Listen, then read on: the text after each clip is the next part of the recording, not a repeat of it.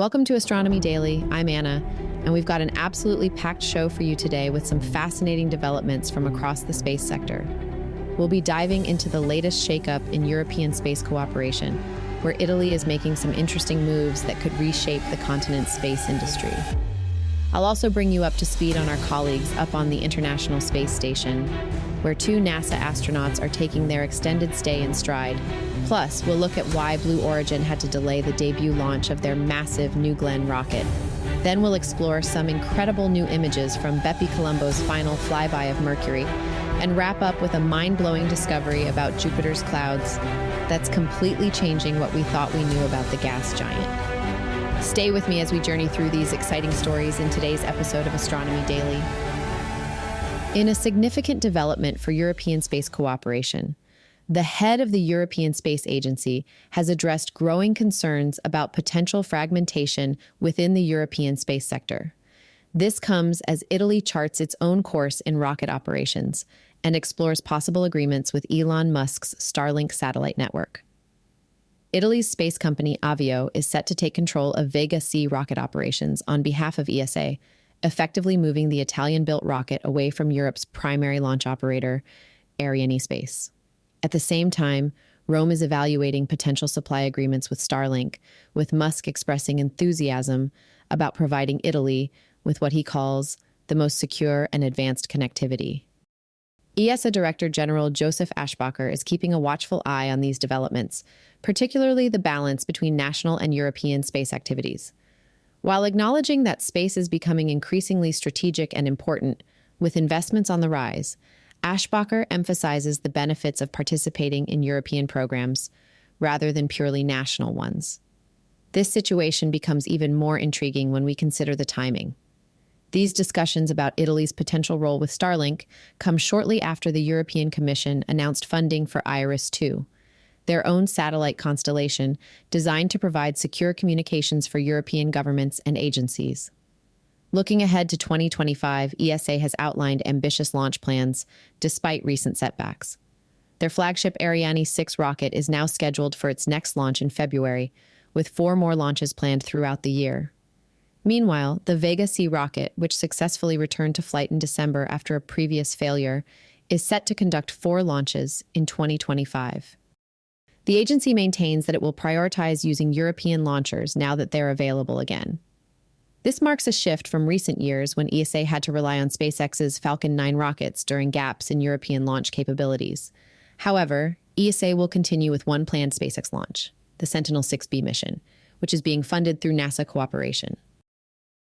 Now an update from the ISS. 2 NASA astronauts have found themselves in an unexpectedly extended stay aboard the International Space Station, but their spirits remain remarkably high. Butch Wilmore and Suni Williams, who originally planned for just an 8-day mission when they launched in June 2024, have turned what could have been a challenging situation into a testament to astronaut adaptability.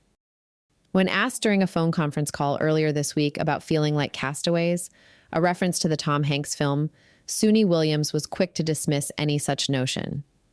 While acknowledging their desire to eventually return home to their families, she emphasized their focus on the important work that still needs to be done aboard the station. This professional dedication showcases the true spirit of space exploration. Their extended mission hasn't been without its share of memorable moments. The astronauts have experienced several major events from their orbital perspective, including the U.S. election, Thanksgiving, and Christmas. They've maintained their connection to life on Earth, with Wilmore even managing to participate in important moments of his daughter's final year of high school, albeit from 250 miles above. The station has remained well supplied, with recent cargo deliveries bringing essential supplies including food, water, oxygen, and even special items to help the crew celebrate the holidays. Far from being idle, both astronauts have fully integrated into the station's regular crew duties, taking on everything from routine maintenance to complex repair work. Looking ahead, Suni Williams is preparing for her 8th spacewalk, an impressive milestone in her NASA career. During this upcoming EVA, she'll be working with another crew member to replace critical orientation equipment on the station's exterior, as well as conducting repairs on various instruments, including a telescope. This continued commitment to station maintenance and scientific work demonstrates how these astronauts have transformed an unexpected situation into an opportunity for extended contribution to space exploration. Now, an update to a story we've been following this week. In space launch news, Blue Origin has had to push back the debut launch of their impressive New Glenn rocket. The postponement comes due to challenging weather conditions in the Atlantic Ocean, specifically rough seas that could impact the rocket's planned booster landing.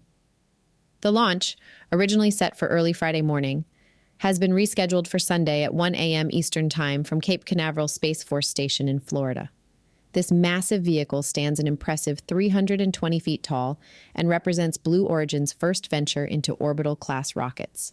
What makes New Glenn particularly interesting is its reusable first stage, designed to return to Earth and land on a specialized vessel in the Atlantic. The landing ship, named Jacqueline after Jeff Bezos' mother, will serve as the touchdown point for these returning boosters. While Blue Origin acknowledges the ambitious nature of attempting a booster landing on their very first flight, they're committed to giving it their best shot. This approach to reusability isn't just about technical achievement, it's central to their business model. Each New Glenn first stage is engineered to fly at least 25 times, which could significantly reduce launch costs for future missions. The rocket already has an impressive lineup of contracted missions waiting in the wings, including plans to launch missions to Mars for NASA and a series of Amazon's Kuiper internet satellites. This makes the successful debut of New Glenn crucial not just for Blue Origin, but for their commercial and government partners as well. Should Sunday's launch attempt face additional delays, Blue Origin has secured a launch window extending through January 16th. This flexibility ensures they can wait for optimal conditions to give their new rocket the best possible chance of success in both its primary mission and the ambitious booster recovery attempt. Moving on now to a space mission that's really kicking goals. The BepiColombo spacecraft has just completed a remarkable milestone, making its sixth and final flyby of Mercury before its main mission begins next year. During this close encounter, the spacecraft came within just 185 miles of Mercury's surface, giving us some incredible new views of the solar system's smallest planet. The images captured during this flyby are particularly fascinating, offering us detailed glimpses of Mercury's mysterious surface features. One of the most intriguing discoveries involves the planet's permanently shadowed craters. Despite Mercury's proximity to the Sun, these deep craters rank among the coldest places in our entire solar system, and scientists believe they might harbor water ice. The spacecraft's monitoring cameras revealed striking contrasts between Mercury's dark surface and bright features that indicate recent geological activity. The Nether Facula, for instance, stands out as the remnant of the largest known volcanic explosion on Mercury, with a central vent spanning 25 miles and volcanic deposits extending nearly 200 miles in diameter. The images also showcased Mercury's vast volcanic plains, known as the Borealis Planitia, formed by massive lava flows roughly 3.7 billion years ago. These ancient flows created smooth regions across much of Mercury's surface, later marked by wrinkles as the planet's interior cooled and contracted. Within these plains, we can see numerous impact craters, including the massive Caloris Basin, which stretches over 930 miles wide. One particularly unexpected feature caught in the new images is a distinctive boomerang-shaped lava flow near the Caloris Basin. This formation, connected to a deep trough, presents an intriguing puzzle that scientists hope to solve when BepiColombo begins its primary mission.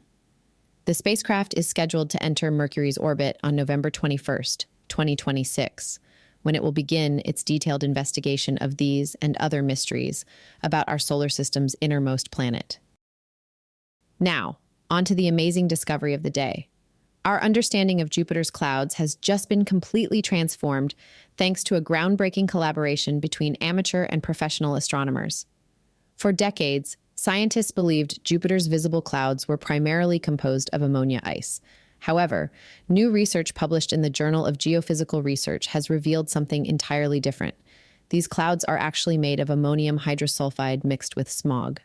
This fascinating discovery began with amateur astronomer Dr. Stephen Hill from Colorado, who demonstrated that using commercially available telescopes with specialized filters could effectively measure ammonia levels and pressure at Jupiter's cloud tops. His observations revealed something unexpected. These clouds were simply too deep in Jupiter's warm atmosphere to be made of ammonia ice as previously thought. Professor Patrick Irwin from Oxford University took this research further, applying Hill's methods to observations from the Very Large Telescope in Chile. Using spectroscopic analysis, his team confirmed that Jupiter's main cloud deck exists in a region of higher pressure and temperature than previously believed. The conditions there are simply too warm for ammonia to condense into ice, pointing to ammonium hydrosulfide as the primary component instead. The team suggests that in Jupiter's atmosphere, when ammonia-rich air rises, the ammonia is either destroyed or mixed with photochemical products faster than ice can form. This process explains the distinctive red and brown colors we see in Jupiter's clouds. They're actually a mixture of ammonium hydrosulfide and smog-like compounds created by sunlight-induced chemical reactions. Interestingly, this research method has proven so effective that it's now being applied to Saturn as well, where similar processes appear to be at work. This discovery not only changes our fundamental understanding of Jupiter's atmosphere, but also opens up new opportunities for citizen scientists to contribute to planetary research. Using these relatively simple techniques, amateur astronomers can now track atmospheric changes across Jupiter's bands, storms, and even its famous Great Red Spot. Well, that wraps up another fascinating day of space exploration and discovery. From the changing landscape of European space cooperation to the resilient spirits of our astronauts on the ISS, from Blue Origin's careful approach to their New Glenn launch to BepiColombo's final rendezvous with Mercury. And of course, that remarkable revelation about Jupiter's clouds. We've covered quite a bit of ground today. I'm Anna, and I want to thank you for joining me on this journey through the cosmos. If you're hungry for more space news, head over to astronomydaily.io, where you can sign up for our free daily newsletter and stay up to date with our constantly updating newsfeed. You'll also find all our previous episodes there, perfect for catching up on any space stories you might have missed. And don't forget to join our growing community on social media. You can find us as Astro Daily Pod on Facebook, X, Tumblr, YouTube Music, and TikTok. Until next time, keep looking up and wondering about the mysteries that await us in the vast expanse of space.